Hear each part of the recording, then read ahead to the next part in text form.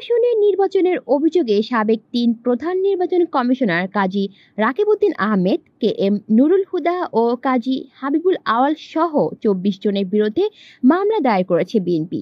দলটির জাতীয় নির্বাহী কমিটির সদস্য এবং মামলা, গুম, খুন ও তথ্য সংরক্ষণ সমন্বয়ক সালাউদ্দিন খান বাদী হয়ে গত রোববার রাজধানীর শেরেবাংলা নগর থানায় এ মামলা করেন।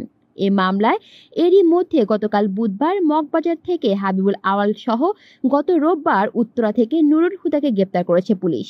সোমবার নুরুল হুদার ৪ দিনের রিমান্ড মঞ্জুর করেছে আদালত। হাবিবুল আওয়ালের বিরুদ্ধে রিমান্ড আবেদন করা হবে বলেও জানিয়েছে ডিবি। বিএনপির করা এ মামলায় দণ্ডবিধি আইনের মোট ৭টি ধারায় অভিযোগ আনা হয়েছে। এসব ধারায় নির্বাচন সংক্রান্ত বিভিন্ন অপরাধের কথা রয়েছে।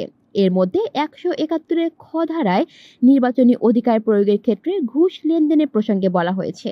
১৭১ ঘ ধারায় বর্ণিত জাল ভোট প্রদানে ও এতে সহায়তার অভিযোগ আনা হয়েছে নির্বাচন কমিশনারদের বিরুদ্ধে। আসামিদের বিরুদ্ধে করা মামলার সবগুলো ধারাই জামিনযোগ্য। নির্বাচন কমিশনারদের বিরুদ্ধে আনা দণ্ডবিধি আইনের ১৭১ ধারার অভিযোগগুলোর কোনোটাতেই সাজার বিধান নেই।